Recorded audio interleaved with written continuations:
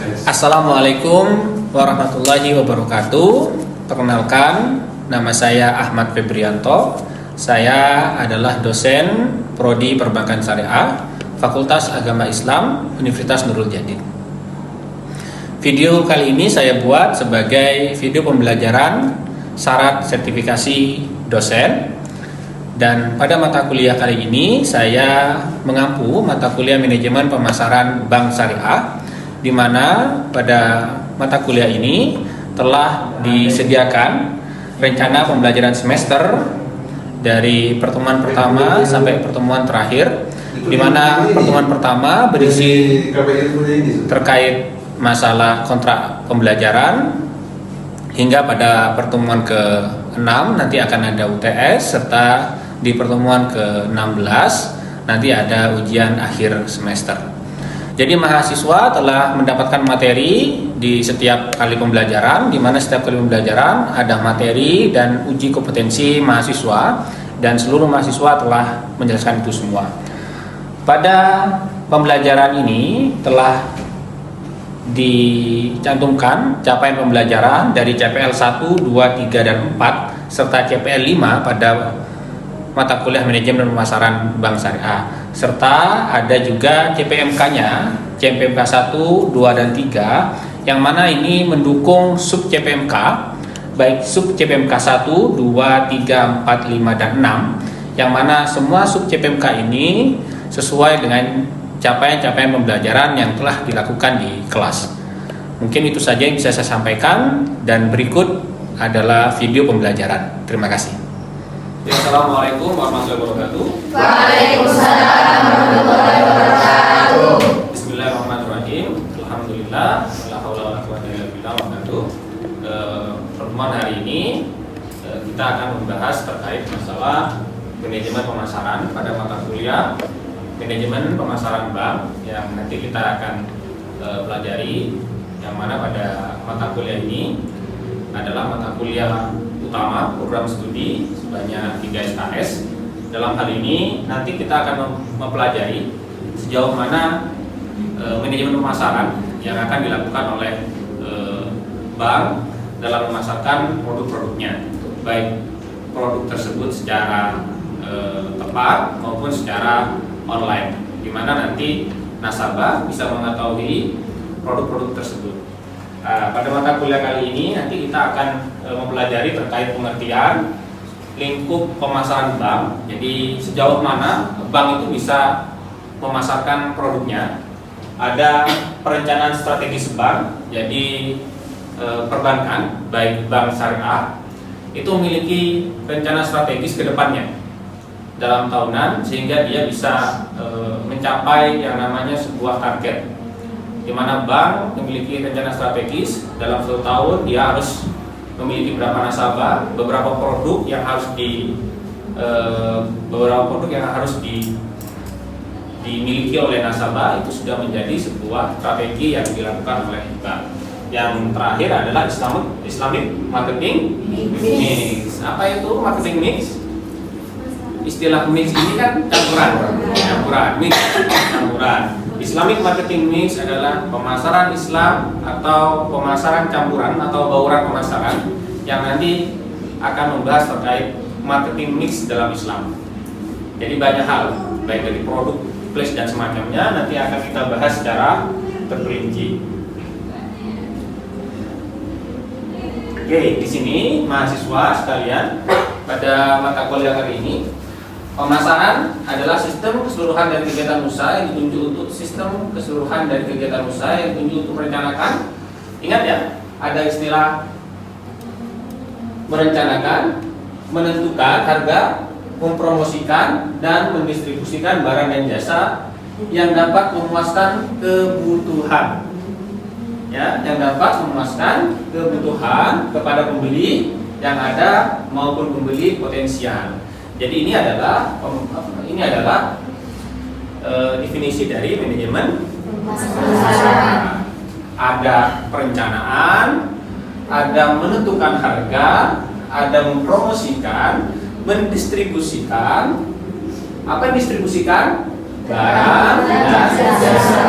yang dapat memuaskan. Ingat ya, pelanggan itu kita ya. Pelanggan itu apa yang dilakukan pelanggan? Apa yang dirasakan oleh pelanggan? Puas. Pelanggan itu merasakan puas, sehingga bank sebagai penyedia layanan barang dan jasa wajib memuaskan pembeli, baik secara langsung maupun secara tidak langsung, agar apa? Agar dia mampu, agar dia bisa mengetahui atau bisa menggunakan produk yang ada di bank tersebut. Ini referensi dari Wilson J. Station. Saya rasa sama ya. Dalam ini juga gitu, pemasaran adalah proses sosial di mana individu dan kelompok mendapatkan apa yang mereka butuhkan. Jadi ada interaksi sosial antara satu dengan yang lain, di mana satu dan yang lain itu saling membutuhkan, sehingga mereka sama-sama memiliki keterkaitan ya.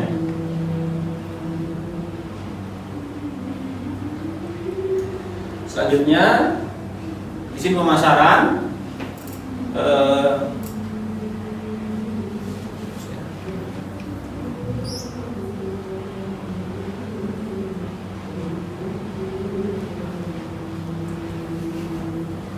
Oke, di pemasaran dapat didefinisikan sebagai berbagai versi ya. Salah satunya suatu proses sosial di mana para individu atau kelompok saling menukarkan produk atau nilai. Kumpulan kegiatan manusia yang kemudian memudahkan dan menyempurnakan pertukaran. Artinya ada proses pertukaran yang sama-sama memberikan keuntungan.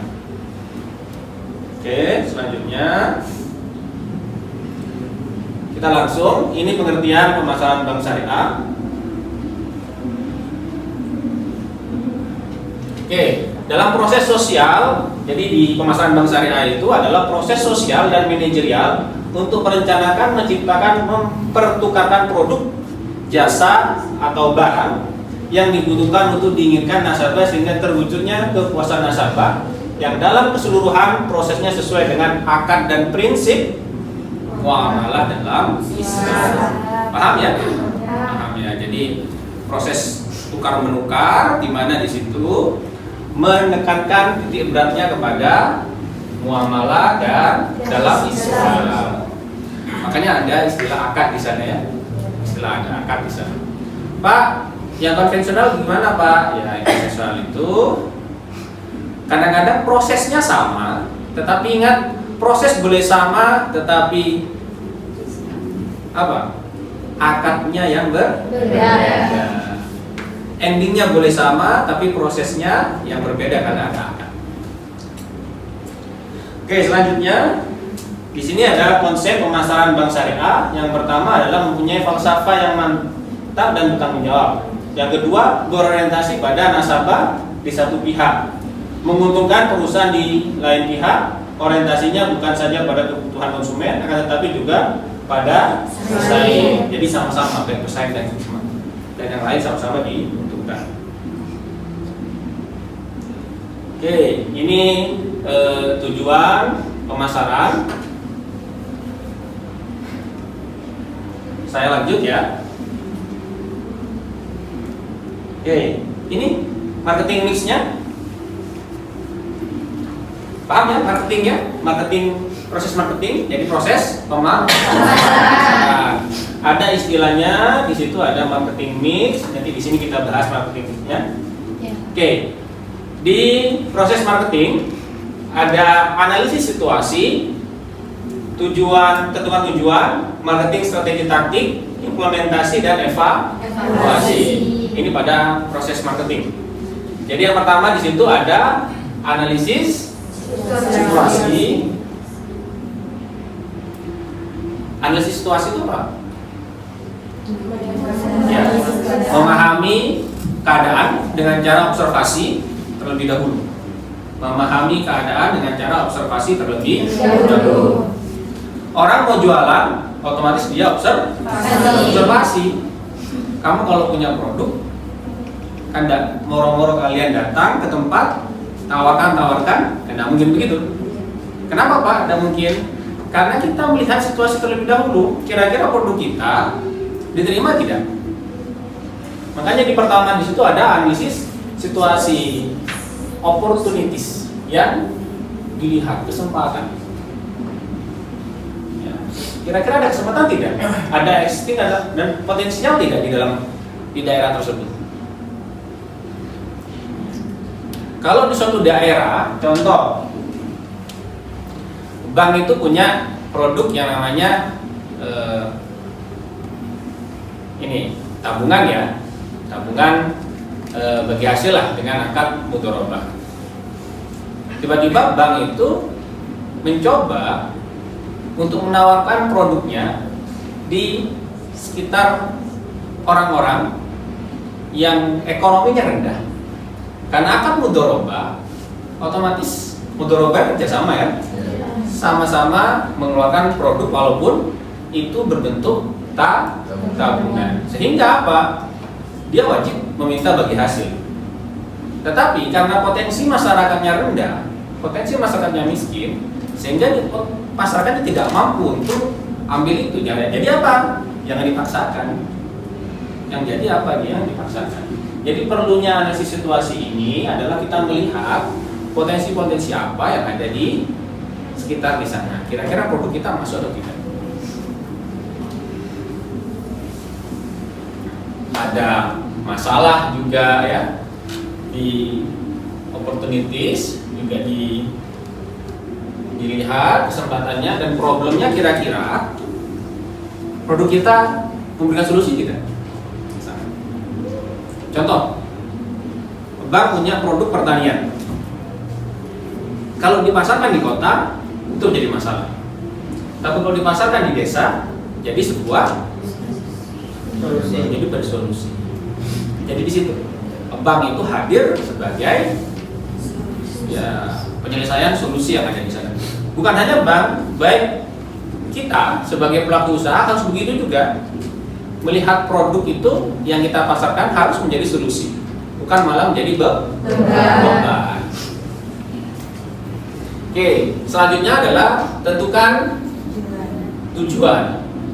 Setelah kita menganalisis sebuah situasi, selanjutnya apa? Menentukan tujuan.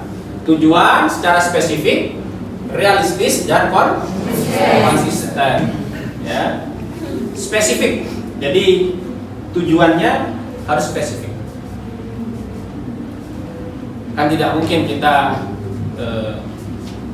jual rokok di tengah-tengah anak santri yang dilarang merokok.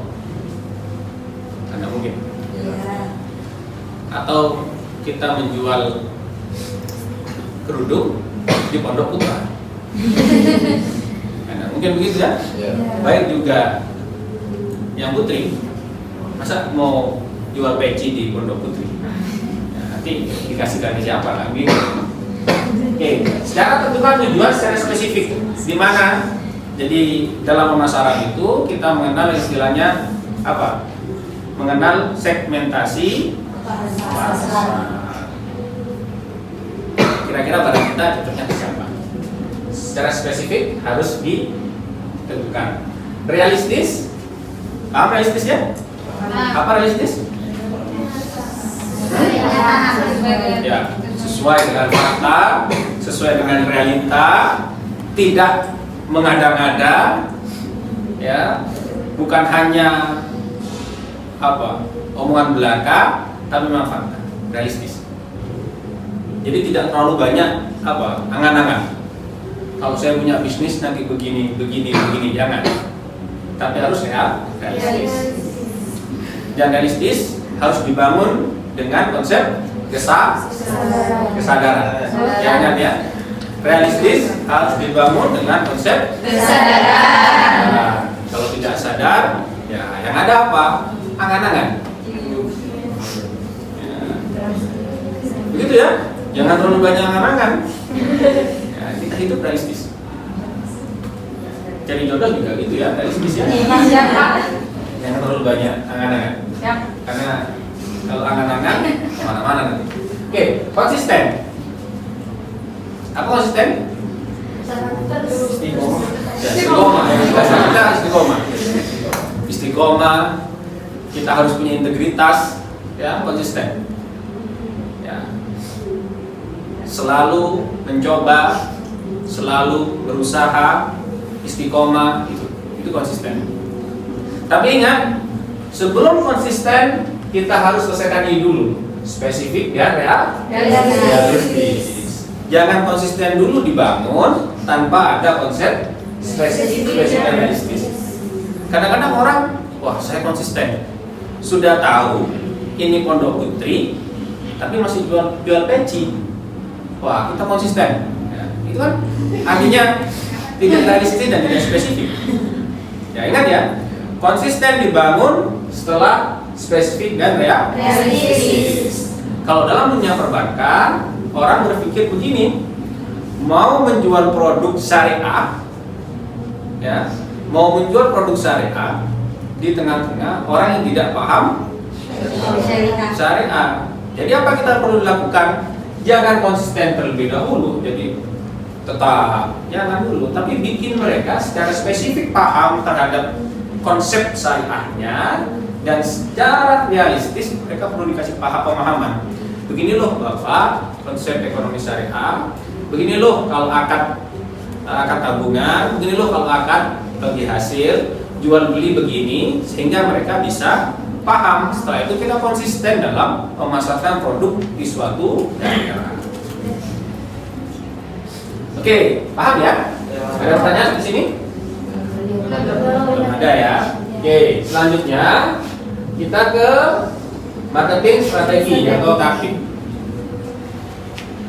Ini ada dua ya.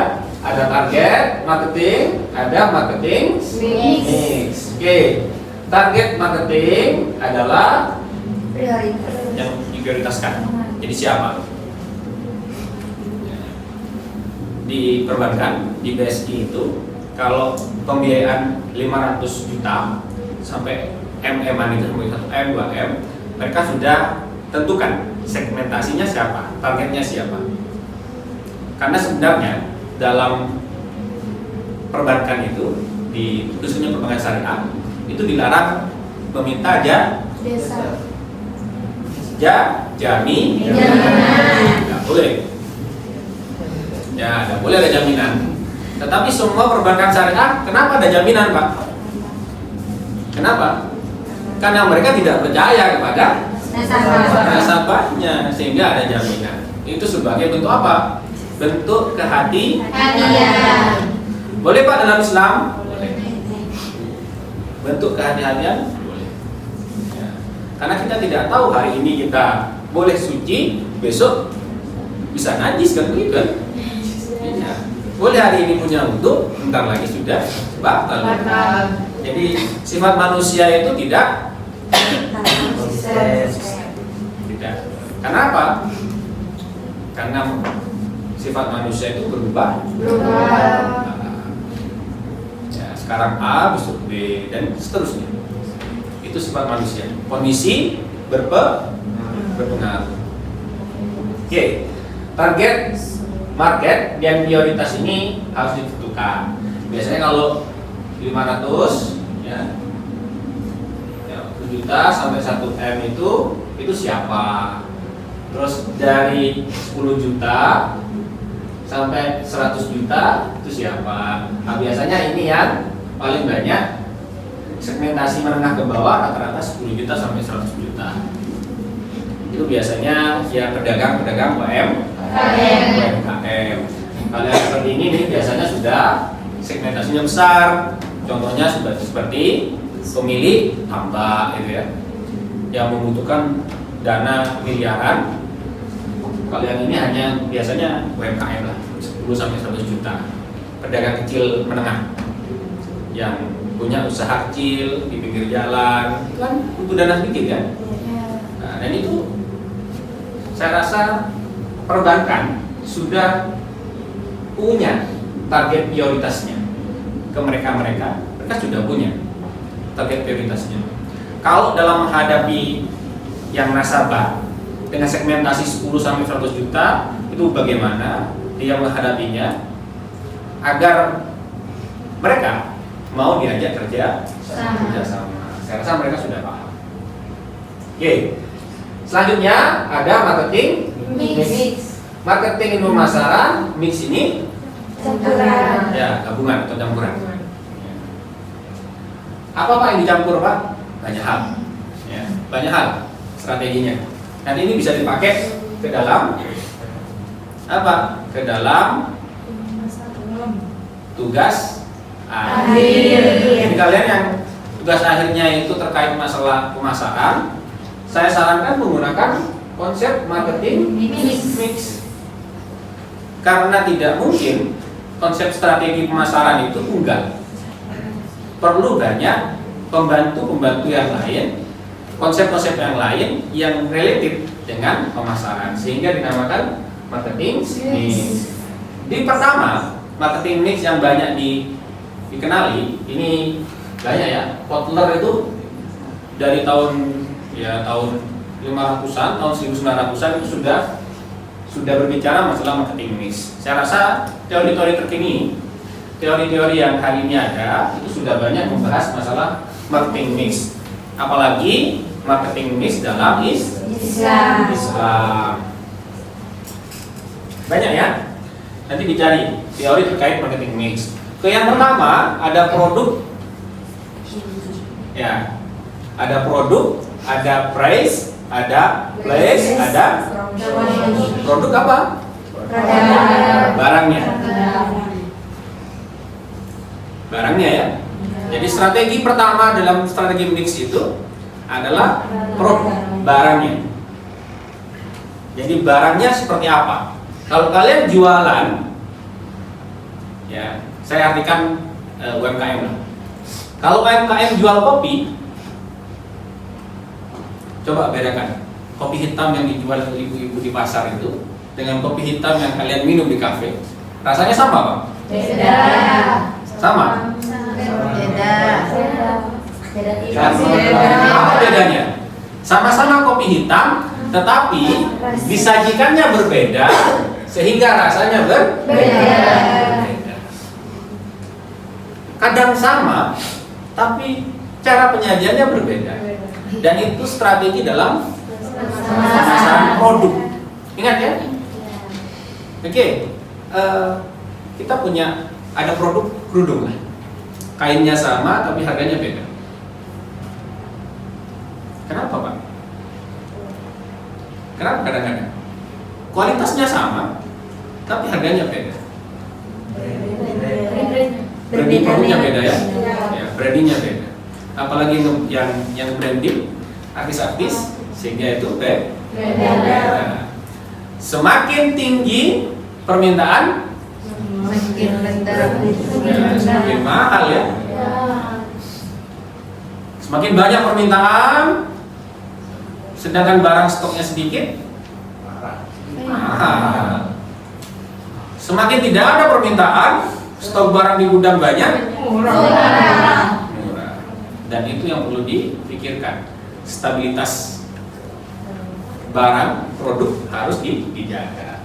Jadi yang pertama dalam marketing mix itu adalah produk. Jadi dipikirkan, kira-kira produk saya bagaimana? Harus dipikirkan, kira-kira produk saya bagaimana untuk bisa laku. Oke, selanjutnya adalah apa? Price. Harga. Pak, harga termasuk strategi Pak? Iya. Masuk ya? Kalau kalian masuk Indomaret, baru masuk pintu, yang disajikan yang apa? Strategi harga atau tidak? Iya. Harga. Masuk mall-mall besar, yang di display diskon. Pernah suatu saat saya beli jeruk di pinggir jalan. Ini tapi yang dicontoh ya. Saya pernah suatu saat beli jeruk di pinggir jalan, ditulis di sana 1 kilo 5.000. Kan tertarik kita ya? Murah, 1 kilo 5.000. Ketika disamperin, ternyata 1 kilo yang 5.000 itu yang kecil-kecil gitu ya. Besar-besar itu ya ada dikasih 1 kilo 5.000 itu. Yang besar-besar bisa 10.000 sampai 15.000. Nah itu strategi punya mereka itu, orang-orang penjual yang pakai pickup itu ya, seperti itu. Ditulis besar 1 kilo 5.000. Ketika disamperin ternyata yang 5.000 yang ada di tempat samping itu, wah ini Pak yang 5.000 Pak. Nah itu kan tidak baik seperti itu. Oke, dalam Islam price strategi harus fair, ya, jangan sampai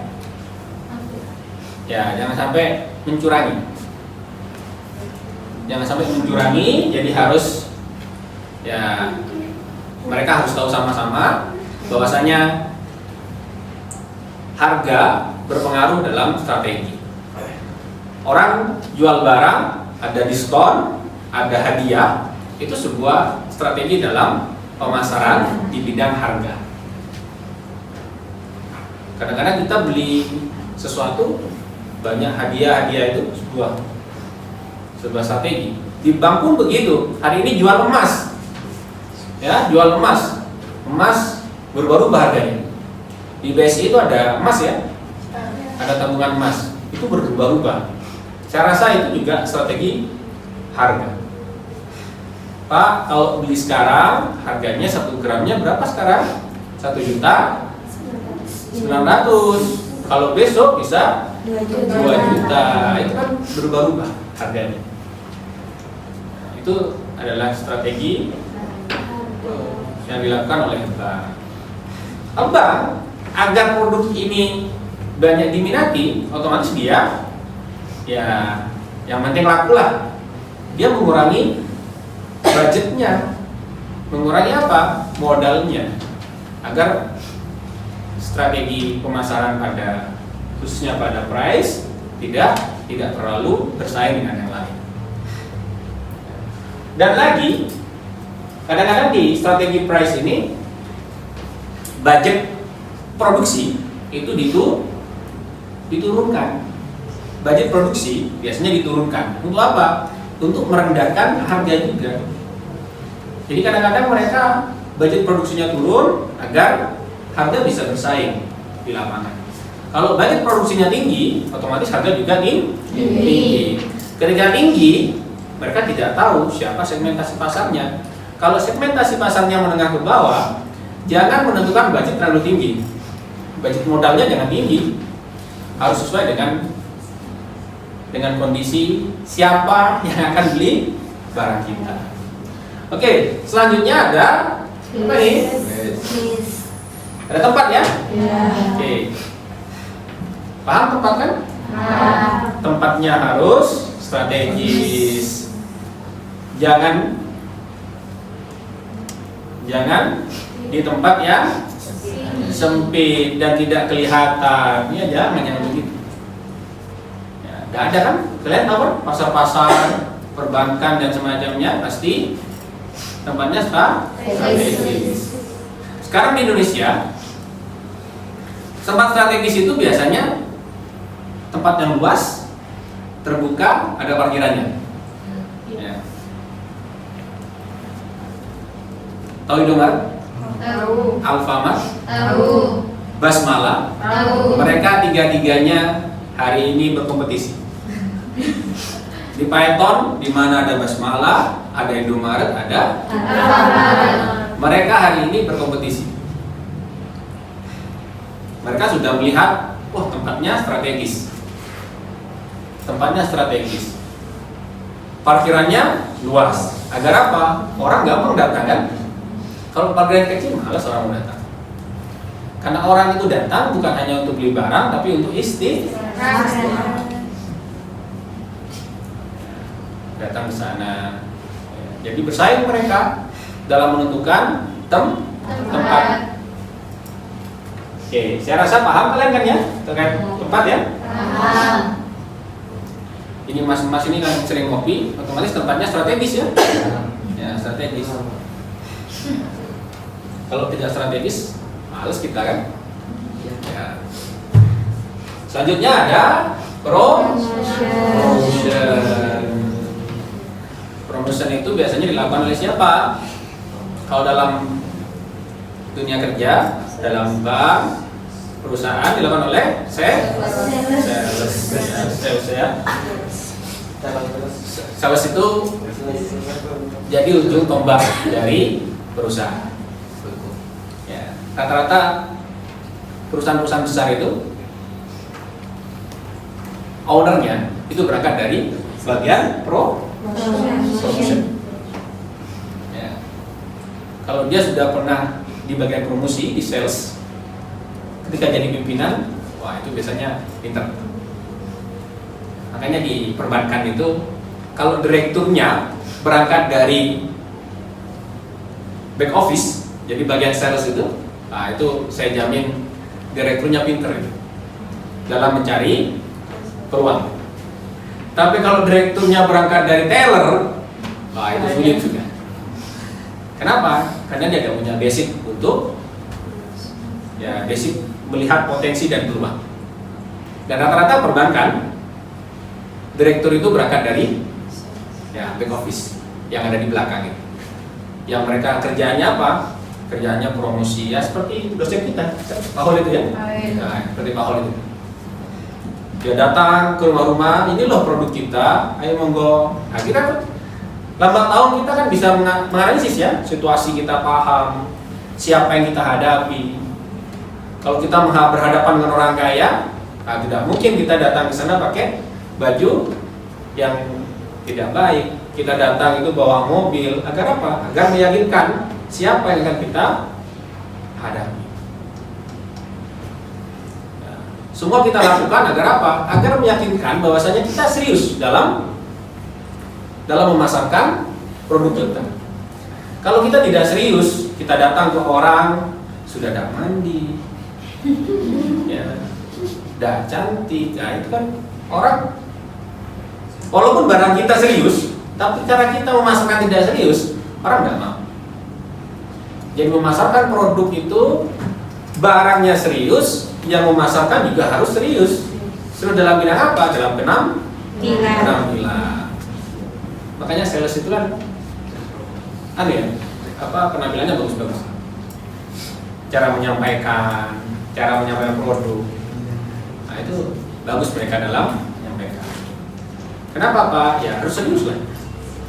Jangan tidak serius. Kalau tidak serius, orang tidak percaya. Sama hal dengan orang laki-laki datang ke rumah mertua, kan serius datangnya ya? Ya. Biasanya ada mandi, kan begitu. Biasanya ada pakai parfum, bajunya biasanya dari setrika. Rambutnya biasanya panjang, tiba-tiba dicukur. Artinya apa? Untuk meyakinkan orang penampilan nomor satu. Itu menggambarkan bahwasanya harga diri kita lebih tinggi, ya, menggambarkan kita berharga. Kalau orangnya sudah berharga, berarti barang yang kita bawa juga berharga. Walaupun barangnya berharga, tapi yang bawa ya tidak menghargai dirinya, orang malas mau beli. Begitu ya? Oke. Yang terakhir adalah implementasi apa yang sudah dilakukan dan bagaimana seharusnya.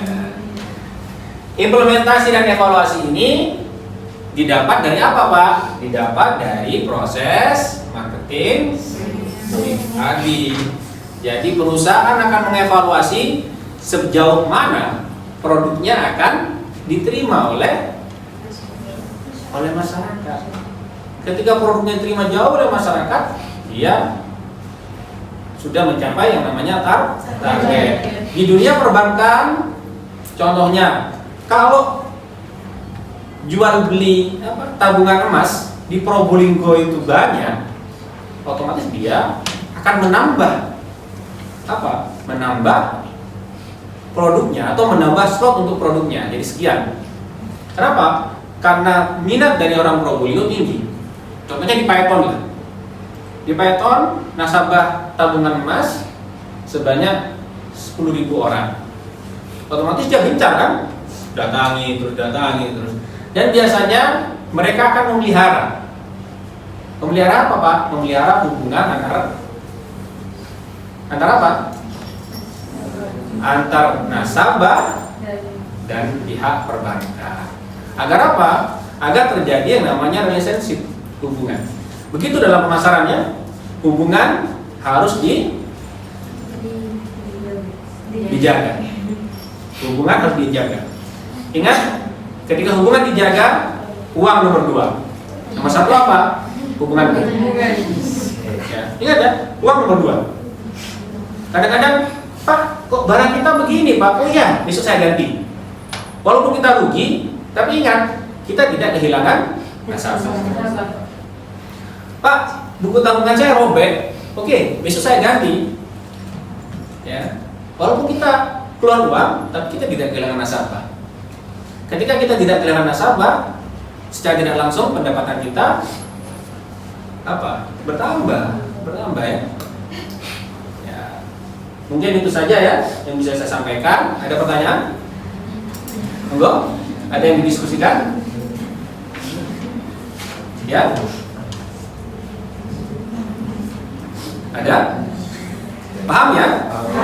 Saya rasa saya berharap kalian semuanya paham terkait manajemen pemasaran di perbankan. Jadi dalam produk perbankan itu produknya harus tersampaikan kepada masyarakat, baik produk maupun edukasinya. Agar apa? Agar masyarakat itu paham terhadap kontrak pada perbankan yang menggunakan akad syariah dan juga produknya seperti apa. Mungkin itu saja yang saya sampaikan. Mohon maaf kurang lebihnya. Wassalamualaikum warahmatullahi wabarakatuh. Waalaikumsalam warahmatullahi wabarakatuh. Terima kasih. Mungkin itu pembelajaran yang bisa saya sampaikan. Dalam pembelajaran tadi adalah mata kuliah manajemen pemasaran bank pada materi keempat, yaitu materi strategi pemasaran bank, di mana tadi mahasiswa telah banyak mengetahui terkait pemasaran bank. Ada pemasaran terkait yang mana tadi mahasiswa telah banyak memahami terkait marketing mix, di mana dalam memasarkan produk perlu banyak cara, sehingga mahasiswa sudah paham semua. Terima kasih, mungkin itu saja yang bisa saya sampaikan. Wassalamualaikum warahmatullahi wabarakatuh.